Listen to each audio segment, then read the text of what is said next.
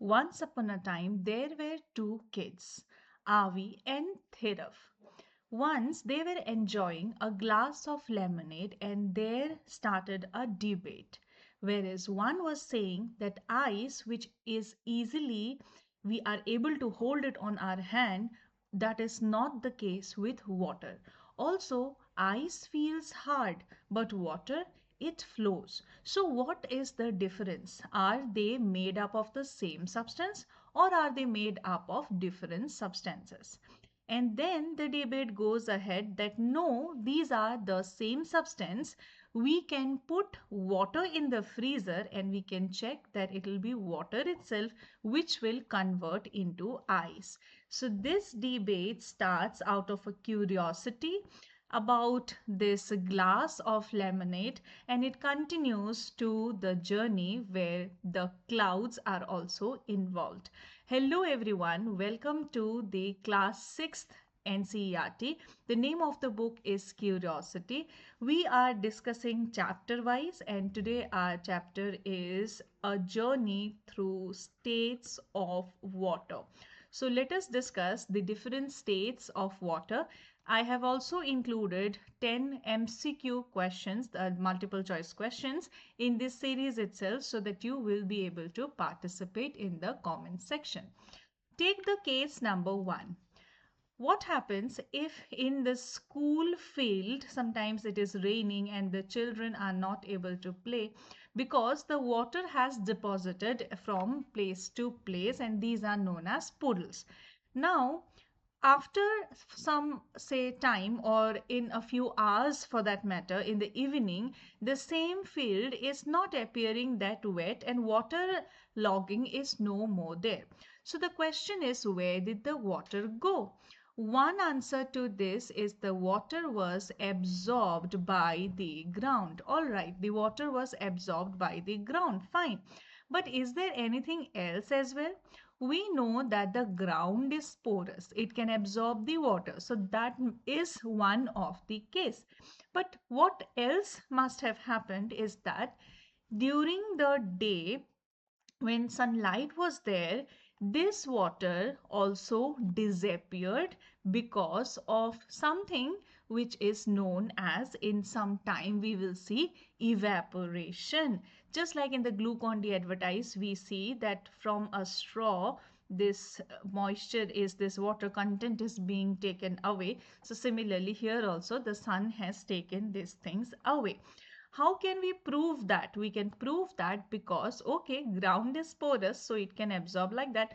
What if we leave the water in a steel plate? The steel plate won't let it be absorbed to, say, the ground or whatever surface it is kept on top of. So still, why does, if water is kept on a steel plate, it will still disappear by evening if we keep a thin layer in the morning or over a period of time at least. So the answer is in the air, that is evaporation. So what is evaporation? The water did not just seep away. Yes, it was a part of it, but it was not all of it. It changed form. The process of water converting into its invisible gaseous state. What is that? The gaseous state is water vapor, is known as evaporation. Or when water is converted to water vapor, this process is known as evaporation. What are some day-to-day life examples? If we dry wet clothes, then in the sunlight, what happens by the say evening, we will get dry clothes. Why? Because the water is gone. There has been evaporation. If we mop a floor, then after some time it will dry, same because of evaporation. If there is sweat on our skin, after some time that sweat will also disappear. Why? Again, the answer is evaporation. Now, if we note that we are drying clothes just by throwing one on top of another without any discipline, then there will be wet parts in some of the clothes. It will not dry completely. But if discipline wise, in a very neat and clean manner, one cloth spread completely, we dry, next cloth spread completely, we dry, we see all of the clothes will dry very nicely till evening. So that is the reason it was said that it should be dried in a proper manner. Now let us look into another event.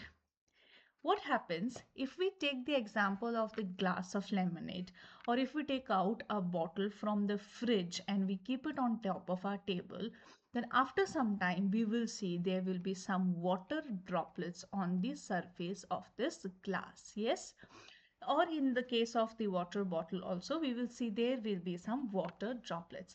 Now these tiny water droplets, is it possible that the glass will let them out? A glass is not porous, or there are no pores like so that water can pass through them. So what actually happened?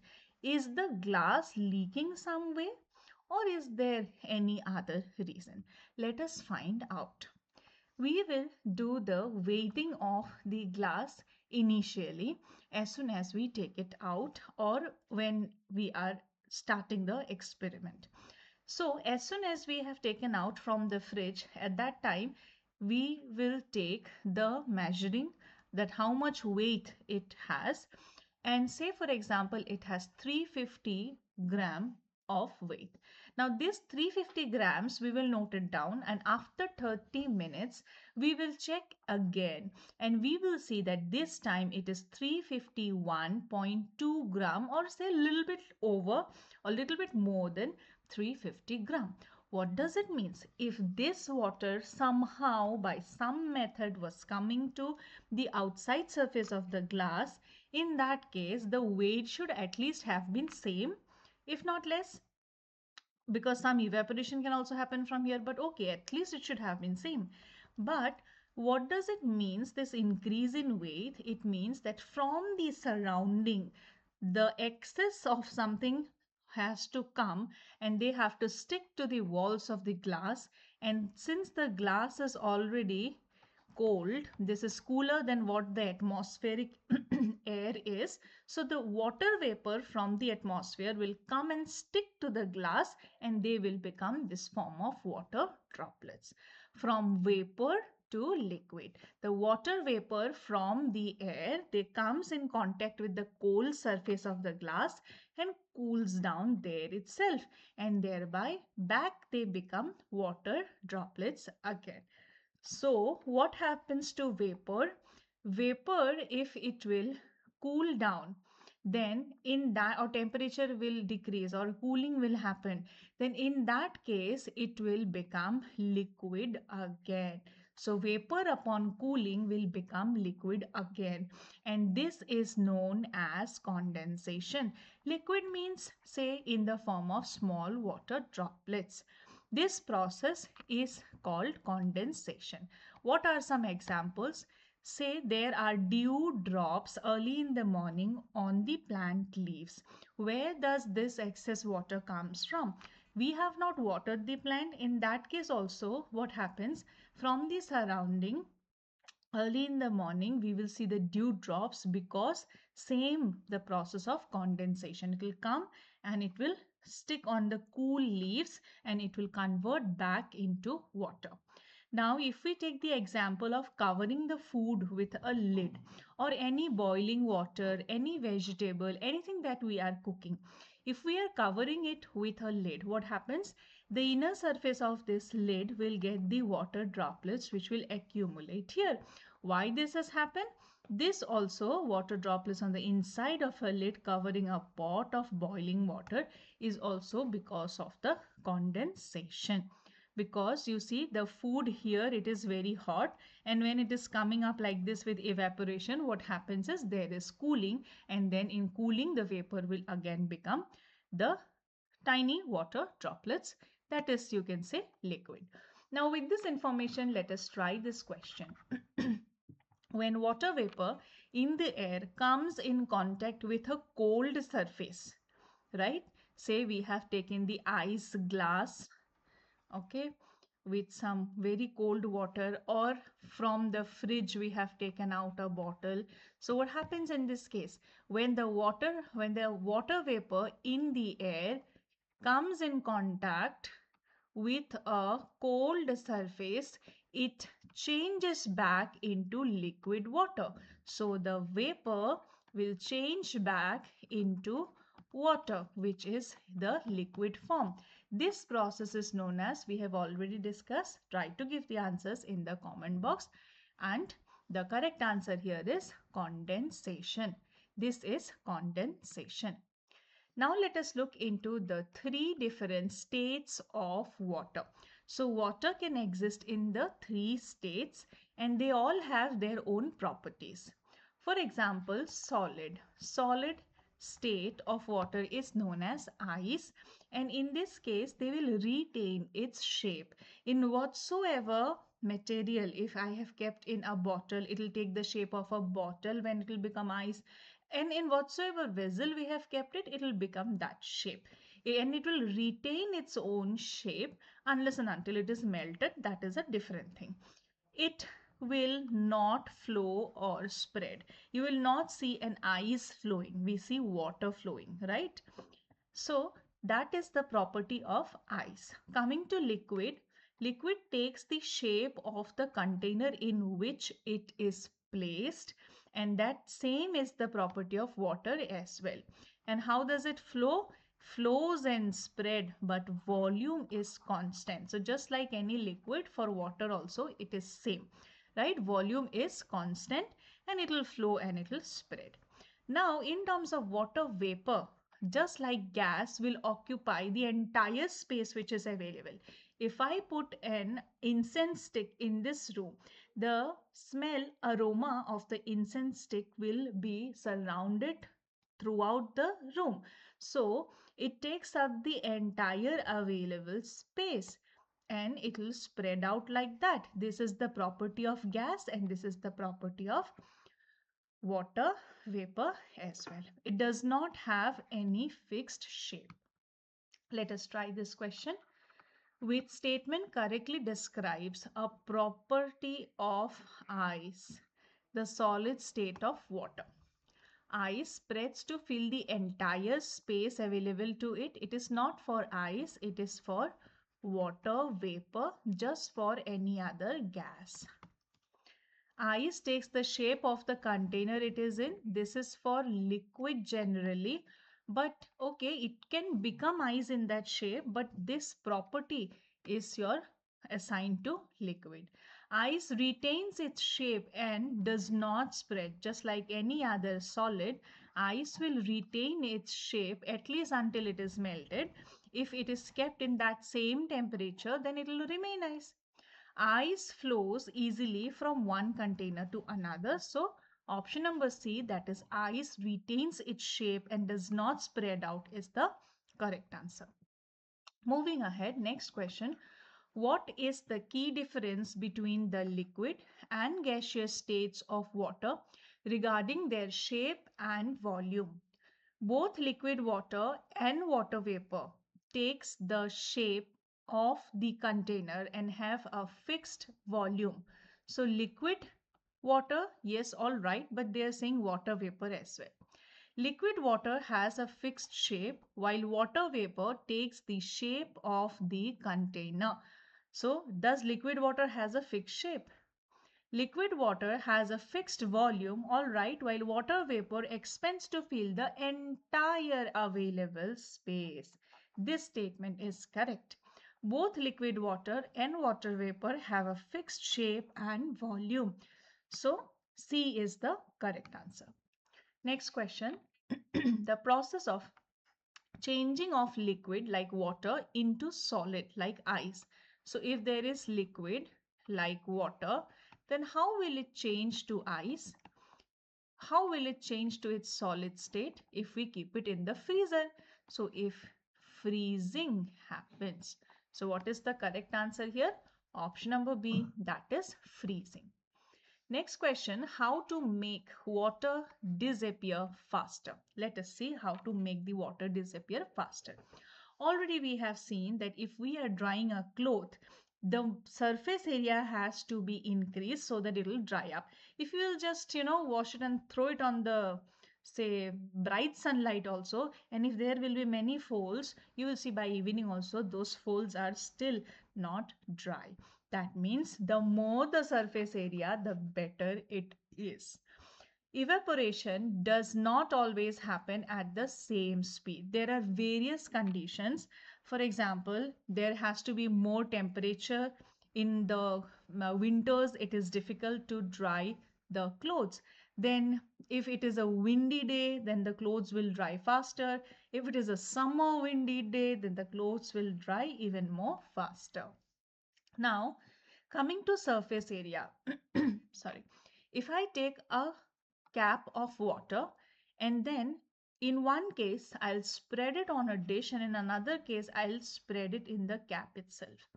If you do this in a, say, average sunny day also, you will see by the evening it is not there. If you do it in a proper sunny day, this will definitely go away by evening, but this will still stay. What does it means? Water in the white plate evaporates faster than the narrow cap of water, even though the same volume of water was taken. Why? Because the case of plate got more surface area. Look into the temperature factor. Obviously, on a hot day, the clothes will dry faster because in this case, in the atmosphere, the water in direct sunlight evaporates faster than water in the shade. So if you'll dry your clothes in, say, the sun, it will dry faster than if you will dry it indoors inside your room. Then there is more air movement. In outdoor drying also, there is more air movement, there is more wind, and that is why the clothes will dry faster. Moving air carries water vapor away and allowing more water to evaporate. So on a summer windy day, it will set the perfect scenario to dry your clothes, spread it evenly, and within hours it will dry. Then less humidity. Evaporation is slower on a rainy day because air is already full of water vapor. You will see on a rainy day it takes more time to dry our clothes. Why so? Because the atmosphere already has this droplets of water. No, the atmosphere already is holding, say, water vapor. So how will it hold more water vapor? Imagine the atmosphere or even the clouds also like a bag. You can place a limited amount of things inside a bag, so they can also hold a limited amount of water. The clouds, if they will overhold the water, they will just touch each other and they will burst and there will be precipitation. If they hit a mountain, then there will be orographic rainfall. Now those things we will study in later classes, but for time being we can just imagine it like a bag which is holding the water, and if it will overburden, then in that case, in case of clouds, rain can happen, and in the case of atmosphere, already there is full of water vapor, so more water vapor it cannot absorb. Just like we have eaten our lunch, so after that, once we are filled completely, you say eat one more roti, we cannot eat. Okay, so like that it is. An experiment is set up with two identical plates. One plate has 10 ml of water spread out and the other has 10 ml of water in a small puddle in center. Which will evaporate fast and why?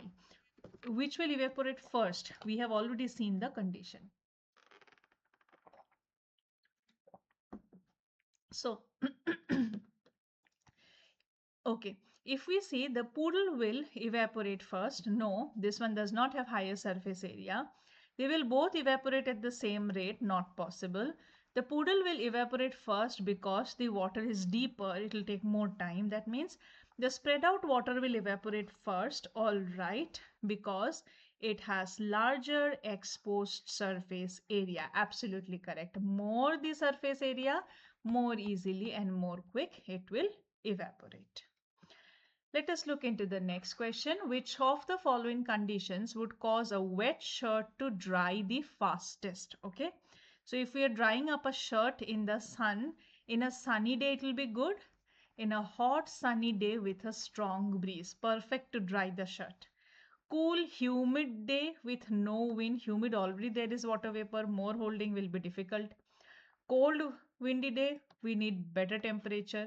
Warm, calm day means no winds inside a closed room. Again, A is the best option. All right. Next, let us look into how come if we are storing our water in this earthen pots, it is very nicely cooled at a perfect temperature, not like very much cool as kept in the fridge that we are not comfortable drinking it without mixing normal water, but this will give you the perfect temperature to drink the water in the summers. So what actually happens here? As you can see, the material used for making the earthen pots are clay and some kind of mixtures in it. Now, their surface is so that they have some pores in their surface. Now, what happens? The water is able to seep to the surface in this case to some extent, and this water which has seeped, or since there are pores, this water will do the evaporation. And as soon as there is evaporation, we must understand by now that evaporation will cause cooling. So this evaporation will also cause cooling effect in the water and it will lead to cooling water. So this is one example. The earthen pot, matka, or surahi stays cool because water seeps through tiny pores and evaporates from the surface, and evaporation always lead to cooling. Let us see some more examples to completely remember forever that evaporation causes cooling. In a hot day when we are sweating and we are sitting under a fan, instantly we feel the cooling effect. Why? Because this sweat on our skin is being evaporated by the wind and by the fan. Now you see, during the time of COVID, sanitizers were used a lot. Now also all the, especially the alcohol-based sanitizers, but otherwise also, as soon as we rub the sanitizer on our hands, on our palms, we see there is a quick cooling effect. Why? Because this we have put it in the surface area, we have rubbed it like this. For both the surface area has increased, evaporates, and it will lead to the cooling. All right. Now, on a summer day in the evening, I always water my garden. Why? The rooftop garden basically. The reason is if you will sprinkle water on the hot roof or on the floor, it will cool it down. So why? Because again, it is already very hot surface. You have placed the water will evaporate, and as soon as the water will evaporate, it will cause cooling. All right. Look at the question. Why does rubbing hand sanitizer on your hands feel cold? The hand sanitizer absorbs heat from your skin as it evaporates. Evaporation leads to cooling. Let's see any other option. The sanitizer is stored at a very cold temperature. The sanitizer condenses the moisture on your skin. The chemical reaction in the sanitizer produce a cooling effect. So what will happen? It absorbs the heat from the skin as it evaporates, and evaporation will lead to cooling. All right. Now let us look into this diagram and understand all the water bodies that are there on this earth. Okay. What happens? They on a hot sunny day especially, and otherwise also, they are raising up like this. There is evaporation happening. Now, after some time, when there will be the cooling or when they will get cooler as the temperature drops, because we know there is one principle, higher we go, cooler we feel. Terms and conditions apply, but higher we go, cooler we feel. This applies in geography as well. Higher we go, cooler we feel. So in this case, what will happen?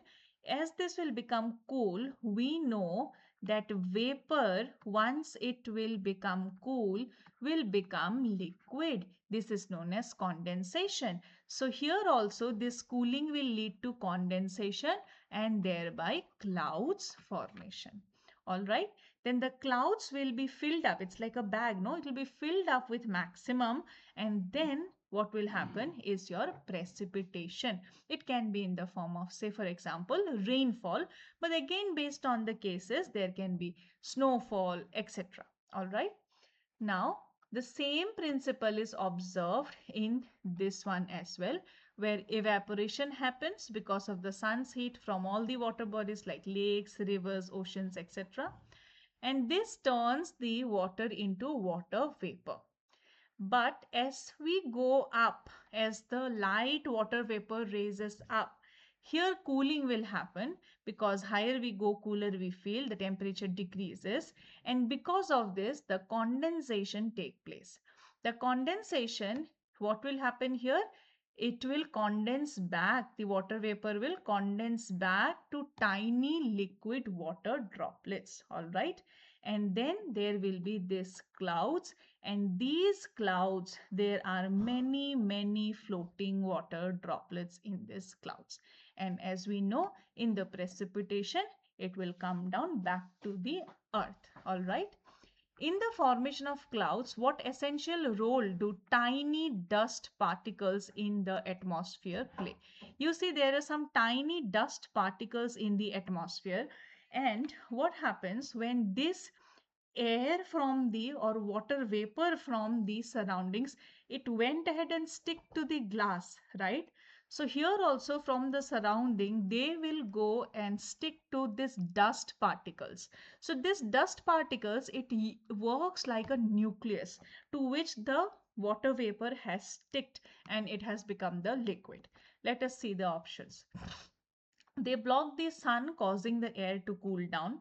They provide a surface for water vapor to condense onto. Yes. They chemically combine with water to form a new substance. They provide heat to turn water into vapor. So which is the correct answer? They provide the surface, or they act like the nucleus to which the water vapor can stick, and then it can become the state of tiny water droplets. Now, if we look into the complete process, what happens after evaporation and condensation and cloud formation is that precipitation. So there can be different types of clouds, and if a cloud and cloud will go like this, there will be rainfall. If the cloud will go hit a mountain, it has lot of water, it will let the water come down on earth, and this is what we call as precipitation. And this precipitation will bring back the water to the sources like lake, river, sea, ocean, etc. This complete cycle is known as the earth cycle. Earth's water cycle is nothing but the circulation of the water from the earth's surface to the atmosphere and back to the water bodies. This is known as water cycle. Let us look at this question. The continuous circulation of water from earth's surface to atmosphere and back again is known as what? Atmospheric pressure cycle, cloud formation process, or water cycle. It is known as water cycle. Now we have understood many things about the water cycle and about the water and its different states. However, we should know, though there is water everywhere, not a drop to drink, the limited source of fresh water is there. A very small portion is the one that we can use at least for potable water. So there are many challenges. The population is growing and we are now leading in terms of population.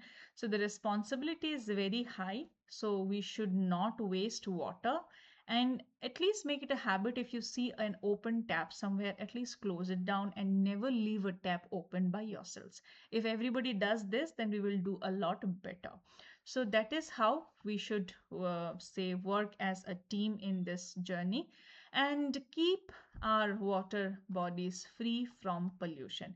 Make it a habit not to drop any, especially non biodegradable substances into water bodies.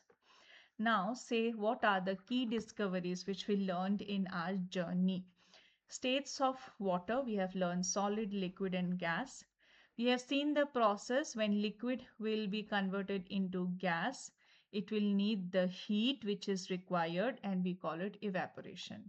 When gas or water vapor is converted into liquid, it will need the cooling, and we call it condensation. When solid is converted into liquid, very simple, we call it melting, it requires heat. And when liquid is converted into solid, it requires cooling and we call it freezing. Several times we have studied this particular thing. Then we have seen the water cycle, how the water goes to the atmosphere and then comes back to the water bodies. We have seen that there is cooling effect and evaporation always leads to cooling, and how it is dependent on the surface area, etc.